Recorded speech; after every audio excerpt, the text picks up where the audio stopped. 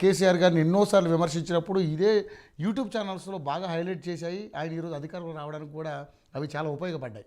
మరి గతంలో ఇదే రేవంత్ రెడ్డి పార్టీలో ఉన్నప్పుడు ఉన్నటువంటి తీన్మార్ మల్లన్న కావచ్చు, రకరకాల ఇంకా చాలా యూట్యూబ్ ఛానల్స్ వాళ్ళు కేసీఆర్ మీద దుమ్మెత్తి పోస్తున్నప్పుడు ఎవరు కూడా వాళ్ళ మీద కూడా దాడులు జరిగింది. దాడి జరిగినప్పుడు కూడా ఎవరు కూడా పెద్దగా మరి ఇదే కాంగ్రెస్ పార్టీ బాగా దాని మీద బాగా మాట్లాడింది. ఇదే యూట్యూబ్ ఛానల్ వాళ్ళ మీద జర్నలిస్టుల మీద లాగా ఇది చేస్తారా, దాడులు చేస్తారని చెప్పేసి మాట్లాడింది సందర్భాలు మనం చూసాం. సో నిజంగానే ఒక సీనియర్ పాత్రికేయుడిగా మనం నిజంగానే రేవంత్ రెడ్డి గారు మాట్లాడిన ఈ మాటలకి, అంటే ఒక యూట్యూబ్ వాళ్ళు ఓ ట్యూబ్ వాళ్ళు అనే దాని మీద మీరు ఎలా స్పందిస్తారు? మీరు ఎందుకంటే శాటిలైట్ ఛానల్లో పనిచేసి వచ్చినటువంటి నేపథ్యం మీకుంది. అదే ఇప్పుడే జరిగినటువంటి నిన్న మాట్లాడిందే ఏంటి, ముఖ్యమంత్రి గారు వ్యక్తిగతంగా ఉండొచ్చు, ముఖ్యమంత్రి పోస్ట్ కు విలువ ఇవ్వండి, ఆ ముఖ్యమంత్రి పోస్ట్ కించపరిచే విధంగా అనేది బాధపడినటువంటి అంశం. అవును, అంటే ఈ రాష్ట్రానికి ప్లస్ ఈ దేశంలో కావచ్చు, ఆయన తొలి ముఖ్యమంత్రి కాదు, ముఖ్యమంత్రిగా ఆయన గతంలో ఉన్నటువంటి వాళ్ళు కూడా ముఖ్యమంత్రులు. అవును, ఆ ముఖ్యమంత్రుల మీద బూతులు యూట్యూబ్ల ద్వారా బూతులు మాట్లాడించి ఇష్టం ఉన్నట్టు తిట్టించినటువంటి ప్రతిపక్షంలో ఉన్నప్పుడు, విపక్షంలో ఉన్నప్పుడు, పిసిసి అధ్యక్షుడిగా ఉన్నప్పుడు చేసిన వ్యక్తే రేవంత్ రెడ్డి గారు. అదే ఉల్టా అయ్యేసరికి తట్టుకోలేనటువంటి సిచ్యువేషన్, లేదా 8 నెలలకే ఇచ్చినటువంటి హామీలు. మెయిన్ ఏంది, మన కొండారెడ్డిపల్లెలో వాళ్ళ సొంత ఊరు గ్రామానికి పోయి రైతాంగం దగ్గర అభిప్రాయం తీసుకుంటున్నటువంటి యూట్యూబ్ జర్నలిస్టుల విషయమే ప్రస్తావించారు నిన్న. ప్రస్తావించింది అదే. కొండారెడ్డిపల్లి పోతే జనం అంటే హెచ్చరించిండు రకంగా, అట్లనే ఉంటది, మీరు అట్లా పోయి అభిప్రాయాలు తీసుకుంటే జనం ఏమైనా చేస్తారు, కొడతాం తంతం అనే విధంగానే న్యాచురల్ రియాక్షన్ అదే చెప్పాడు. ఇండైరెక్ట్ గా అదే చెప్పాడు, డైరెక్ట్ గా అదే విషయం చెప్పడం జరిగింది. ఇప్పుడు ఆల్రెడీ చెప్పే దానికి ఒక గైడ్ లైన్స్ ప్రిపేర్ చేయండి, సెక్రటేరియట్ లోకి మేము ఎలో చేస్తున్నాము, అదే విధంగా అసెంబ్లీకి సంబంధించిన అది కూడా సత్యదూరం అయినటువంటి మాట లేదు. సెక్రటేరియట్ లోకి గతంలో 3 గంటలకు పోయి పాసులు తీసుకొని ఏ రకంగా పోయేటువంటి సంప్రదాయం ఉండేనో అదే సంప్రదాయం ఉన్నది తప్ప ఉమ్మడి ఆంధ్రప్రదేశ్ లో ఉన్నటువంటి డైరెక్ట్ గా పోయేటువంటి సిచ్యువేషన్ ప్రస్తుతానికి కూడా లేదు. సత్యదూరం అయినటువంటిది. జర్నలిస్ట్ అయినా ఇంకెవరైనా పోవాలంటే సెక్రటేరియట్ లోకి 3 గంటలకు పోయి గేట్ బయట పాస్ తీసుకొని విజిటర్ పోయినట్టు పోవాలి.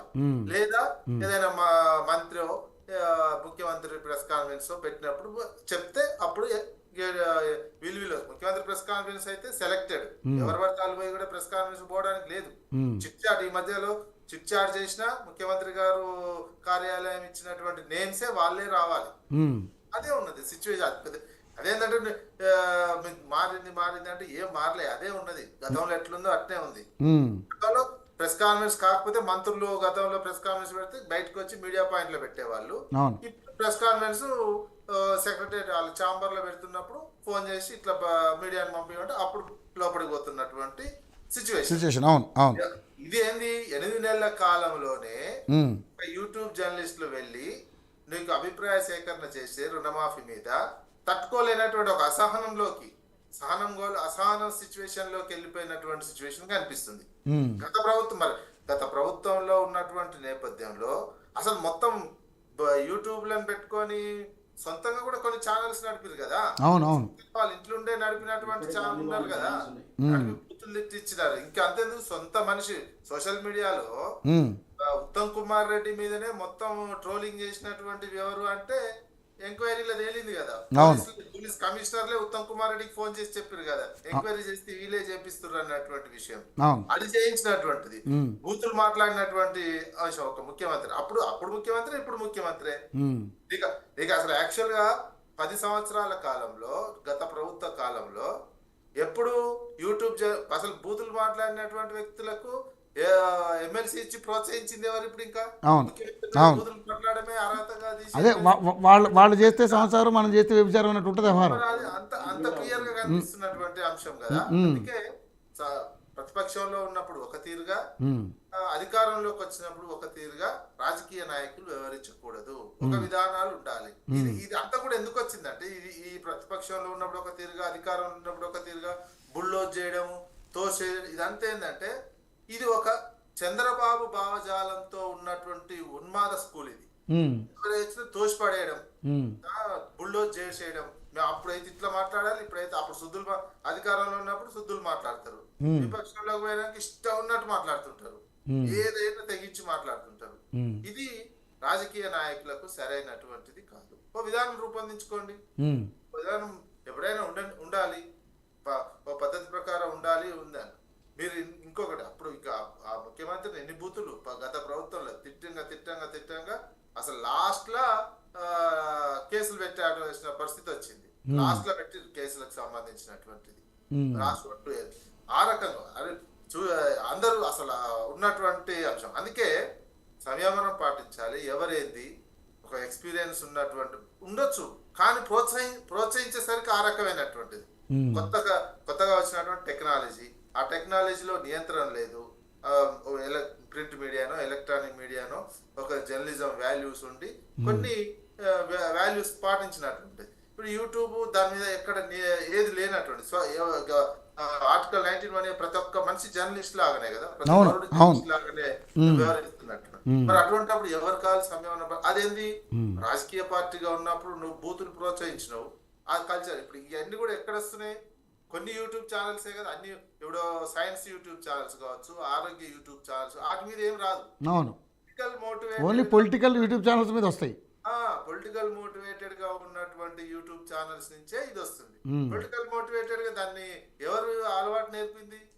అలవాటు క్లారిటీగా తెలిసిపోతుంది కదా, నువ్వు మొత్తం నేర్పి దాని ద్వారానే మొత్తం ఇందా అంటున్నారు ప్రతి దానికి సీఎం ని అడుగుతున్నారు అనేది. అది ఎవరు?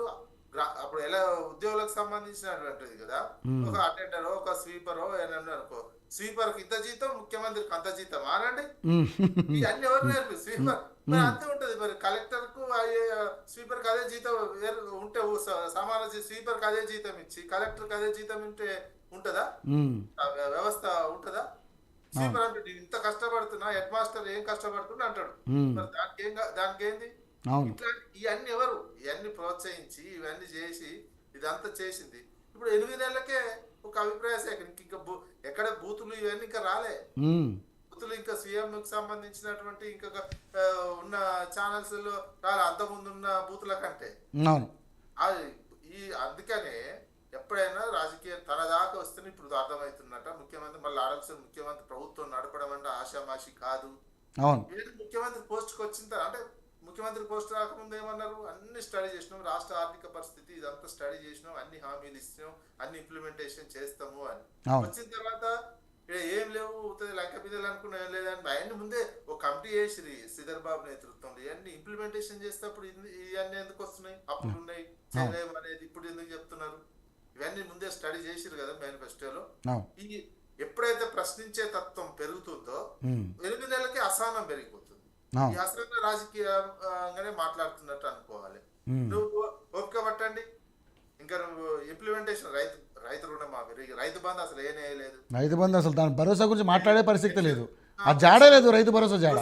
ఇంకా 6 నెలలు ఇంకేడాది పోతే ఇంకెక్కువ కొంచెం వస్తాయి, అన్ని విమర్శలు వస్తాయి. మరి దాన్ని కూడా తట్టుకోవాలి కదా. ఇప్పుడు 8 నెలలకు వచ్చిన విమర్శలనే తట్టుకోలేదు. అధికారంలోకి రావడానికి రకరకాల వాగ్దానాలు ఇస్తారు, తీరా వచ్చేసరికి డైవర్ట్ చేస్తారు. మీరు చేసినప్పుడు ఇప్పుడు వచ్చేసరికి ఆ మాటలు కొన్ని విమర్శలు రాగానే ఇప్పుడు నొప్పి వస్తుందా అనేది సంయమనం ఉండాలి. విపక్షంలో ఉన్న అధికారంలోకి రావడానికి మీరు చేసే ప్రయత్నం చేసుకోండి. విపక్షంలో ఉన్నప్పుడు మీరు అధికారంలోకి రావడానికి ప్రజలు ఏ రకంగా కన్విన్స్ చేయాలి, ఆ రకంగా కన్విన్స్ చేయండి. ఇప్పుడు ఒక కల్చర్ నేర్పిర్రు, కల్చర్ నేర్పిన తర్వాత ఇక నెక్స్ట్ వచ్చే వాళ్ళు అదే ఫాలో అవుతారు కదా. ఫాలో కమ్మని చెప్పినట్టే ఫాలో. ఇప్పుడు రాహుల్ గాంధీ ఇప్పుడు నెక్స్ట్ ఏంటంటే ఇవాళ హైకోర్టు దానికి కనెక్ట్ చేస్తున్నాను. హైకోర్టు ఈ రోజు ఒక అనర్హత ఎమ్మెల్యేల మీద ఒక తీర్పు ఇచ్చింది. నువ్వు తీర్పు ఇచ్చినప్పుడు రాహుల్ గాంధీ ఏం చేయాలి? దేశవ్యాప్తంగా రాజ్యాంగం పట్టుకుంది రాహుల్ గాంధీ ఒక మార్గదర్శకంగా ఉండాలి. ఇప్పుడు వాస్తవానికి వాళ్ళు హిమాచల్ ప్రదేశ్ లో ఏం చేసిరో ఇక్కడ కూడా ఒక మార్గదర్శకంగా ఉండి ఎమ్మెల్యేలకు సంబంధించి నిర్ణయం తీసుకోవాలి. లేదు మాకు విచక్షణ అధికారం ఉంది, ఉల్టా చేస్తాము అంటే భారతదేశానికి ఇదే చూపిస్తావా? రోజు బీజేపీని విమర్శిస్తున్నావు, రాజ్యాంగం మొత్తం ఎమ్మెల్యేలు ఎంపీలను కొనేస్తున్నారు అని చెప్పేసి, మరి అదే చేస్తావా? మీకు అవకాశం ఉన్నప్పుడు మరి అది చేయాల్సినటువంటి అవసరం. ఇట్లాంటివన్నీ ఇంకా ముందు వస్తాయి. 8 ఇంకా 4 ఏళ్ళు ఉంది, 4 సంవత్సరాల 3 నెలలు ఉంది ఇంకా. మరి 8 నెలలకే చేయాల్సినటువంటి అవసరం లేదు. ఇచ్చినటువంటి హామీలను కరెక్ట్ చేసి రైట్. వాస్తవానికి అతిక్రమిస్తున్నారు అనుకో ఎవరైనా. ఇప్పుడు అన్నారు ముందే వచ్చి కూర్చుంటున్నారు కొంతమంది అనేది. అవును అవును. యాక్చువల్ గా అప్పుడు కూర్చున్నది అప్పుడు యూట్యూబ్ లకు ఇంకా అందులో యూట్యూబ్ జర్నలిస్టులకు ఉన్నటువంటి వాళ్ళకు సెక్రటరియట్లకు కానీ అసెంబ్లీ కానీ ఇప్పటి వరకు కూడా ఎల్లో లేదు. అవును. ఇంకా ఆ చిట్ చాట్ జరిగింది ఎవరు చిన్న పేపర్ పత్రికల్లో ముందు ఆ, కూర్చొని ముందు కూర్చుంటామంటే ఎవరో వెళ్ళి కూర్చోరు కదా, మామూలు కొంచెం సీనియర్ జర్నలిస్ట్ అయిన వాళ్ళు ధైర్యం చేసి ముందుకు వెళ్తారు. ముందు అది అసెంబ్లీలో జరిగిన చిట్ చాట్ సందర్భంలో ఆ, జరిగిన ఈ మధ్య అసెంబ్లీలో జరిగినప్పుడు చిట్ చాట్ జరిగితే చాంబర్ లో ఫుల్ క్రౌడ్ అయిపోయింది. చిట్ చాట్ ఉందని చెప్పగానే ఆ తర్వాత నుంచి ఏం చేస్తారు, చిట్ చాట్ అనేది సెలెక్టెడ్, ఇక అందరిని పిలవట్టారు చిట్ చాట్ కూడా, పేపర్ వాళ్ళనే వ్యక్తి రావాలి అనేది చెప్తున్నారు. అంతకుముందు ప్రభుత్వం అదే చేసింది. ప్రెస్ కాన్ఫరెన్స్ ఉంటే ఎవరెవరు పేపర్ కి ఎవరు రావాలనేది ముందు ఇచ్చేది వచ్చేది. రైట్ రైట్ చిట్ చాట్ వచ్చేసరికి క్రౌడ్ అయిపోయింది. రైట్. మొత్తం అసెంబ్లీ ఛాంబర్ మొత్తం నిండిపోయింది. టేబుల్ కింద కూర్చున్నాడు, టేబుల్ పక్కకి ఉంటే దాని మీద కూర్చోవడం పోయింది. అందులో కూర్చుంటే ఆయన మీరు మాట్లాడదు. ఎస్ ఎస్ రైట్ అన్న. అడిగినట్టు అది పెట్టుకొని ఇది కొసరోళ్ళు అంటున్నారు. Right right right right. పరిస్థితులు ఏ రకంగా మారినాయి, మీరు అక్కడికి అలవాటు చేస్తే